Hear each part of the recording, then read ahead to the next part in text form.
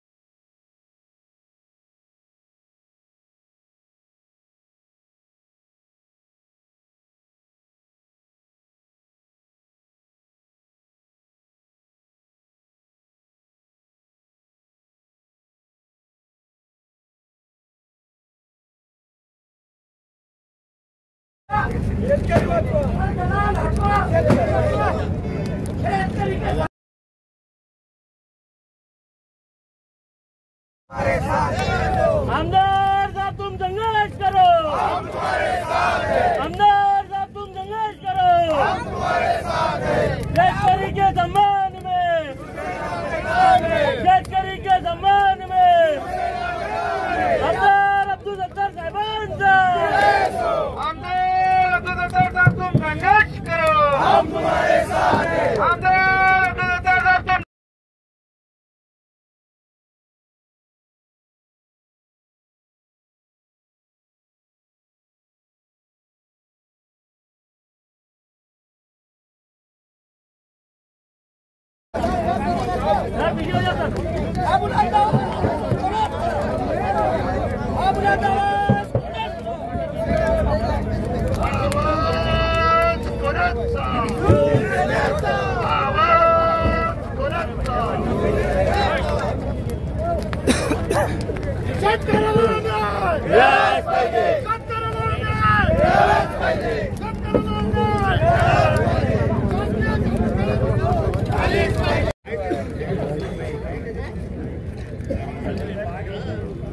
या सर्व भावना शासनाला तात्काळ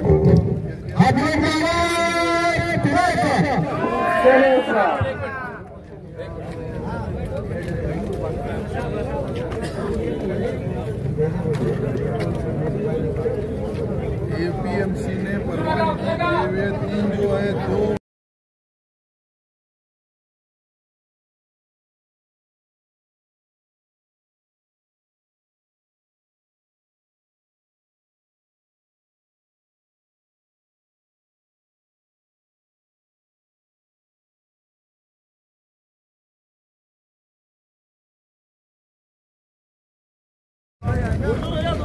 पीआई साहब सरकार उधर है उधर है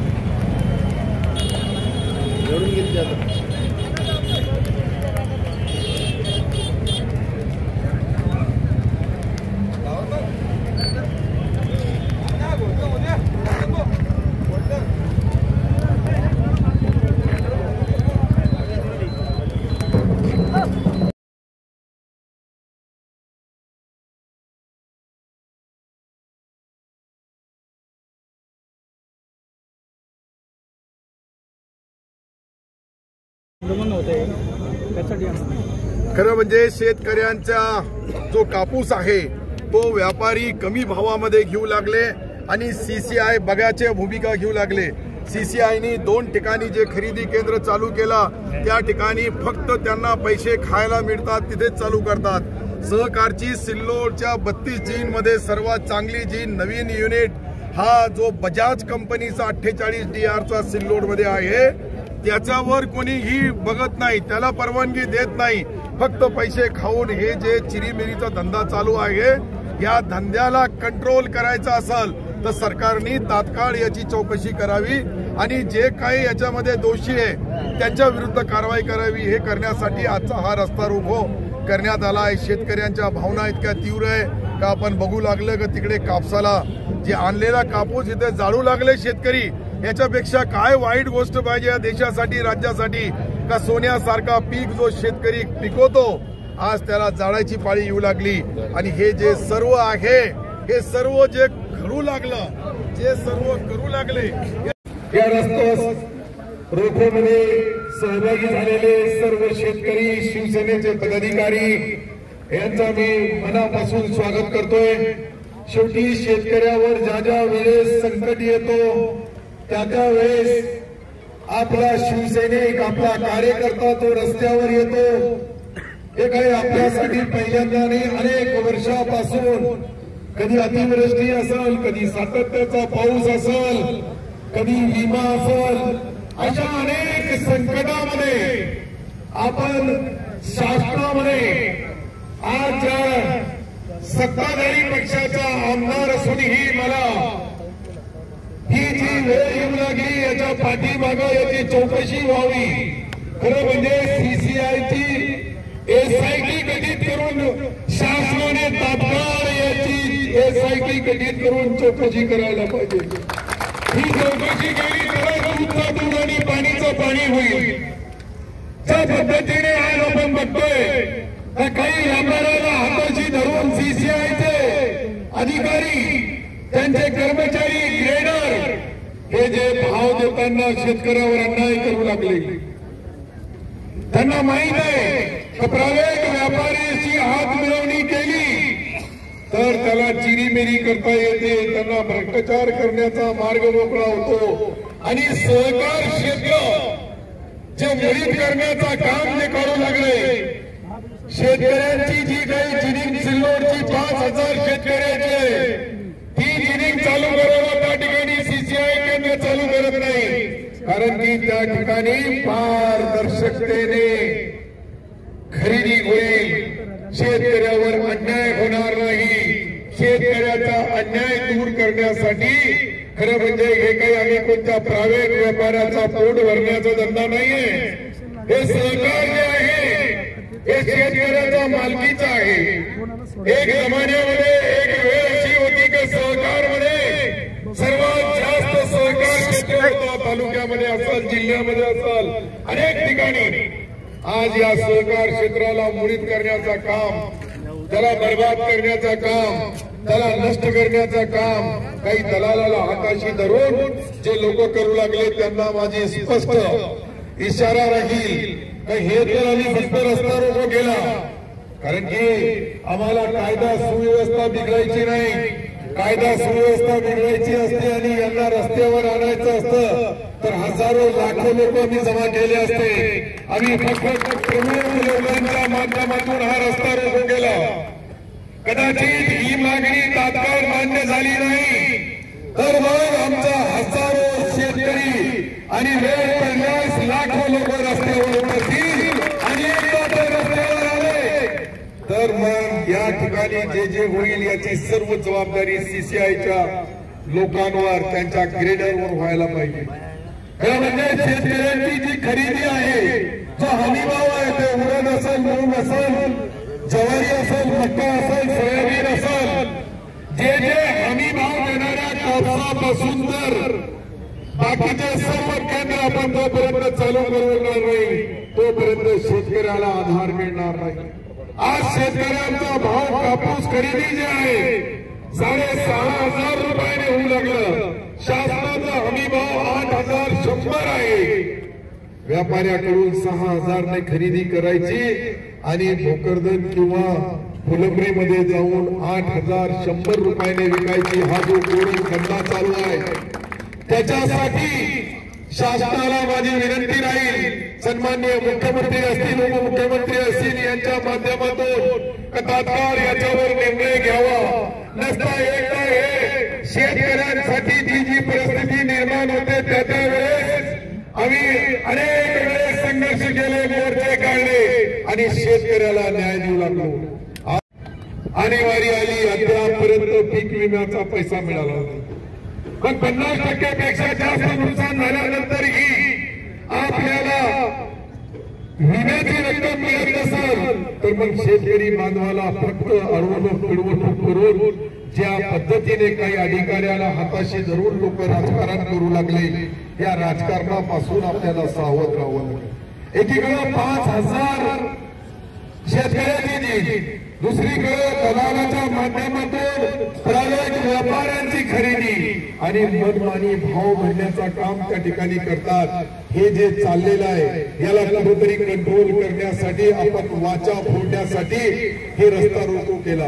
हे रस्ता रोको केला आता ही सुरुवात आहे. एकदा ही सुरुवात झाली आणि शेतकरी बांधव पेटून उठला, याचे परिणाम रस्त्यावर उतरलेल्या शेतकऱ्याच्या रुग्णाने काय होतो हे सर्वांना कळलं. ही चेतावणी मी जी देऊ लागलो हे शेतकऱ्याच्या मदतीसाठी. शेतकऱ्यावर होणारा अन्याय दूर व्हायला पाहिजे, शेतकऱ्याच्या कापसाला भाव मिळाला पाहिजे, शेतकऱ्याची खरेदी करताना पारदर्शकता पाहिजे, शेतकऱ्याला पूर्ण भाव मिळाला पाहिजे. आणि शेतकऱ्याची जी अडवणूक पिळवणूक करू लागले त्यांना माझी आजच्या या रस्ता रोकोसाठी आम्ही 1 तासासाठी रस्ता रोकोची परवानगी पोलिसांकडून घेतलेली, म्हणून आम्हाला 1 घंट्याच्या वर 1 मिनिटही नको. परंतु आमच्या मागण्या मान्य नाही झाल्या. पोलिसांच्या माध्यमातून, तहसीलदाराच्या माध्यमातून महसूल विभागाने कारवाई नाही केली तर मग ना इलाजाने आम्हाला पुढचा पाऊल उचलावा लागेल. अरे पुढचा पाऊल उचलला का त्याची तीव्रता किती राहील याचा कोणीही अंदाज लावू शकत नाही. जसं काल नगरपालिकेच्या निवडणुकीमध्ये हजारोच्या संख्येने लोक आले होते, तसे आम्हाला लाखोच्या संख्येने शेतकरी बांधवाला उतरावं लागलं. हे जे मी सर्व बोलू लागलो यामध्ये कोणत्याही प्रकारचा कोणाचाही हस्तक्षेप नाही. हे फक्त शेतकऱ्यांच्या हितासाठी आपण निर्णय घेऊ लागलो. मी विधानसभेमध्येही बोललो, पण त्याचा विधानसभेमध्ये बोलल्यानंतर मुख्यमंत्री कार्यालयातून आदेश गेला, अद्यापपर्यंत त्यांनी त्याची अंमलबजावणी केली नाही. एकनाथरावजी शिंदे साहेबांनी आदेश दिला, त्याचीही मागणी मान्य होत नाही. आणि हे सर्व जे चाललेलं आहे हे कोणाच्या इशाऱ्यावर कशा राजकारणामध्ये चाललं याची मला जाणीव आहे. सिल्लोड तालुक्याच्या शेतकऱ्याला वेठीस धरायचं, सिल्लोडच्या शेतकऱ्याला प्रत्येक गोष्टीमध्ये राजकारण आणायचं, आणि हे राजकारणाची जी परिस्थिती निर्माण होऊ लागली तर आमची ही संघर्ष करण्याची तयारी आहे. आणि एक संघर्ष करून कोणत्याही परिस्थितीमध्ये जोपर्यंत शेतकऱ्याला न्याय मिळणार नाही तोपर्यंत शिवसेना आणि आपला हा पूर्ण कार्यकर्ता शांत बसणार नाही. याची दक्षता शासनाच्या माध्यमातून घ्यावी. शासनाचा प्रतिनिधी कोणी आला तर आल्यानंतर त्याला निवेदन दिल्या जाईल, आणि निवेदन दिल्यानंतर तो किती दिवसामध्ये त्याची अंमलबजावणी करेल, त्यानंतर आपला हा रस्ता रोको जे शांततेचे मार्गाने आपण करू लागलो याचा इशारा माझा डायरेक्ट जो आहे तो सीसीआय वर आहे. सीसीआयचे भ्रष्ट अधिकारी त्यांच्यावर कारवाई व्हायला पाहिजे, नाही तर याची महाराष्ट्रावर चौकशी करा. सीसीआयने खरेदीची कार्यपद्धत काय आहे, कशा पद्धतीने शेतकऱ्याचा रक्त पिण्याचा काम जे सीसीआयचे अधिकारी करू लागले, जोपर्यंत आपण याची चौकशी करणार नाही तोपर्यंत याची सत्यता तपासता येणार नाही. आज जे मी बोलू लागलो तुम्हाला हे फक्त आजचा इशारा आहे. ते पोलीस असतील, रेव्हेन्यू डिपार्टमेंट असतील, यांनी तोपर्यंत हा रिपोर्ट शासनाला तात्काळ करून त्या रिपोर्टाची माहिती काय आहे, तुम्ही सीसीआयच्या अधिकाऱ्याला काय बोलणार आहेत, तुम्ही सीसीआयच्या अधिकाऱ्याला कलेक्टर किंवा कमिशनर बोलणार का नाही बोलणार, पोलिसांच्या माध्यमातून हे संघर्ष पुढे झाला तर याची सर्व जबाबदारी सीसीआयवर राहील. याची तुम्हाला जबाबदारी फिक्स करून द्यावं लागेल. तुम्ही एकदा जबाबदारी फिक्स केली तर निश्चित आपण या आमचा हा आंदोलन करणं किंवा शासनाला वेठीस धरणं किंवा पोलिसांना त्रास देणं हा कधीही आमच्या पक्षाचा, आमच्या आमदार या नात्याने मी कधीही असं होऊ दिलं नाही. कारण की शांतता ही आपल्याला पहिले प्रस्थापित करते.